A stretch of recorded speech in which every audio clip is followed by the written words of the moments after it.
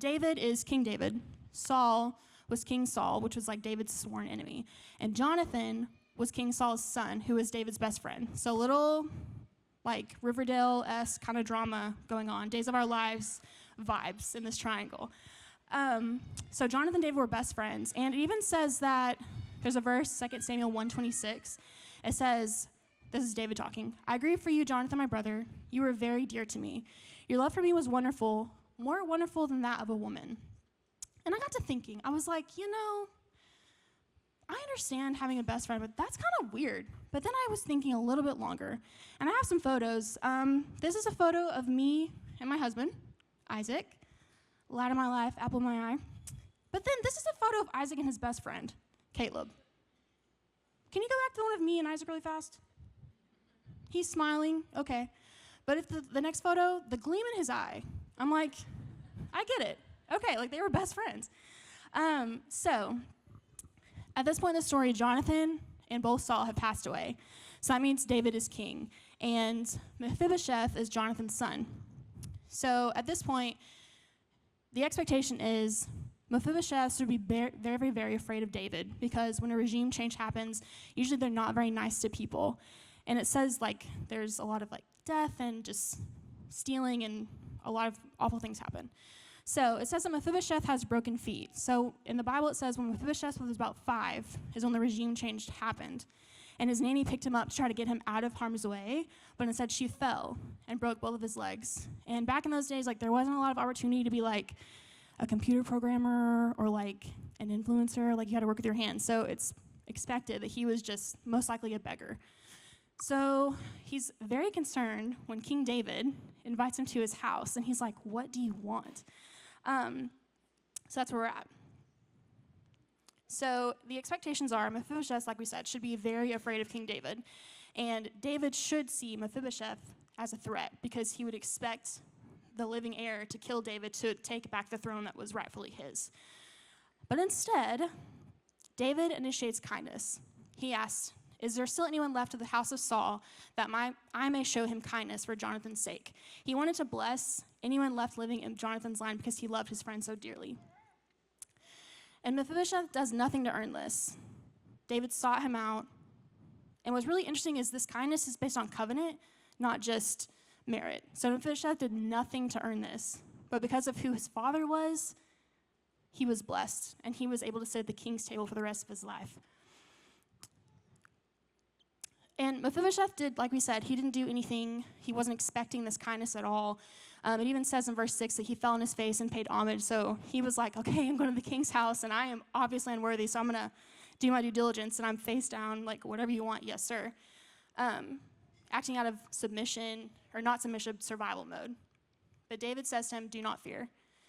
And eventually he restores what is lost. So David restored all the land that was taken from Mephibosheth's family and gives it back to him, offers him a permanent place of residence at the king's table, which means that he was treated like a king's son. That cannot be revoked. And then he tells him again, "You shall eat at my table always." It's emphasized 5 times in this chapter.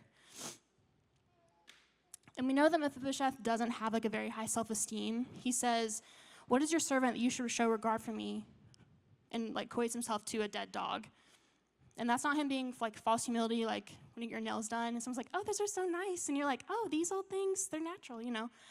He literally feels like, I'm not worthy to be in the king's presence. But at the table, his lameness is unseen, his past is irrelevant, and his identity is changed. And to me, this is a beautiful story of restoration and receiving.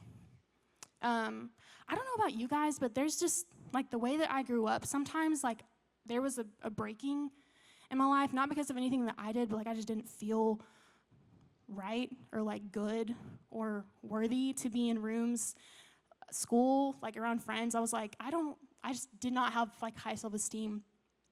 But when I met the Lord, my identity was restored. Because I realized, like, hey, like, if my dad's a king, then I'm a princess. And, like, I can be able to walk in a room with my head held high and my shoulders back.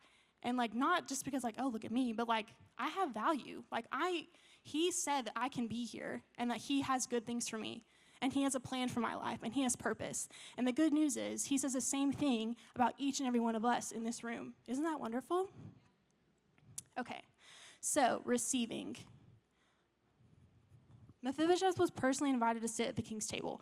Back in the day, this was huge. Like, if you went to the king's house or his courts uninvited, like, you were just, like, eliminated. You were done. But he was personally invited.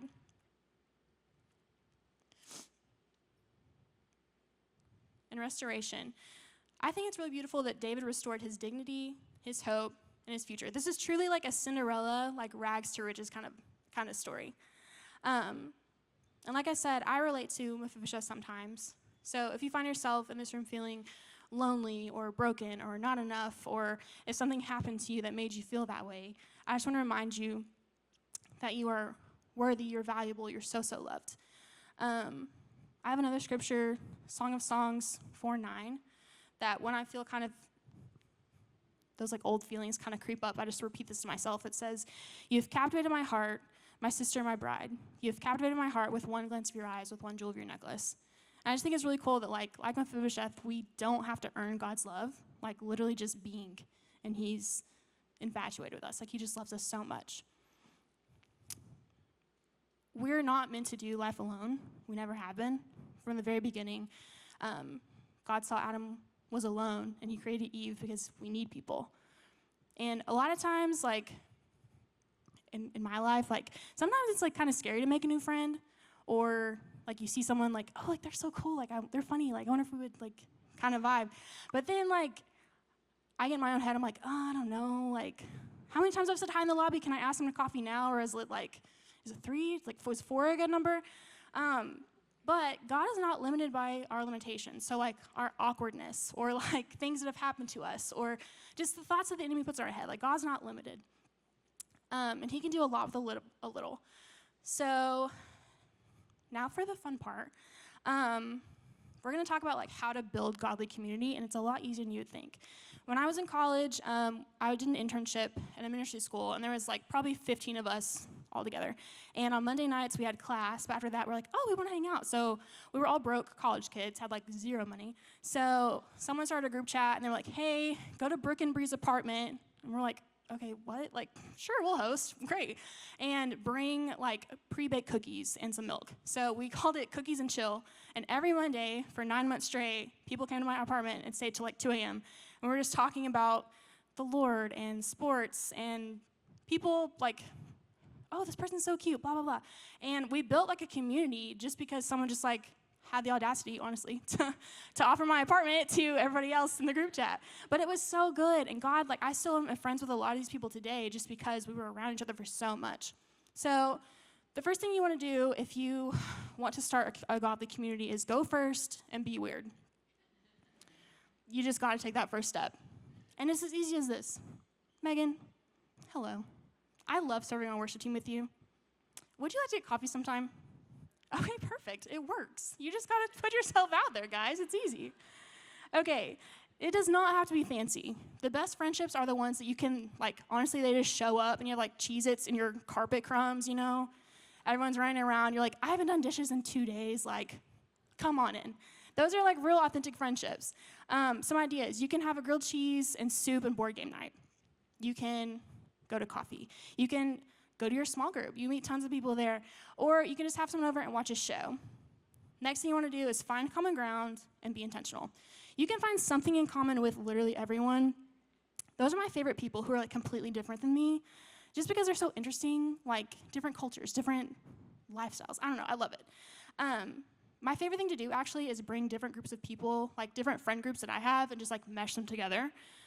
Like, 2 group chats. I'm like, hey, come over for dinner. And they're like, okay. The other, like, copy and paste the same thing in a different group chat. And then people are like, who is that? I'm like, oh, this is Sarah. You guys would be great friends. And, like, they leave being friends. It's so fun. We shouldn't let our differences divide us, but let them bring us together and then complement each other. And then the last thing you have to do is follow up. Simple as this. Hey, I had so much fun at coffee. We should do it again sometime. Maybe remember something you talked about, include it in the text. That's it. So easy. And then repeat, drag other people along, repeat and recruit, all you need to do. And that's it. So as I'm closing, I want to share one more thing with you guys. Like I said, we all need community. And I was reminded of this a couple weeks ago during the snowstorm. My husband and I were watching movies, and he threw on The Greatest Showman. And I'd seen that movie tons of times, never really paid attention, kind of forgot half of the plot. But I found myself like holding back sobs during the last number. And he looked at me, he was like, "Why are you crying? Like, this is a happy movie." And I was like, those people who were outcasts, like, they found family. This lady has a full-grown mustache, like beard to the floor. This guy's like 20 feet tall. This lady's an acrobat, and they're family. Like, because they were so different from one another, the only people they had were each other, and they built a family, and now they're in a circus, and I'm just like sobbing, and he's like, "Okay, girl, sure." But it was true. And sometimes, I know I felt like an outcast in my life, but because of the Lord and his goodness and reminding me of the worth and value that he's given me and putting me in community with people who are different than me, and some who are the same, but I found family and belonging too.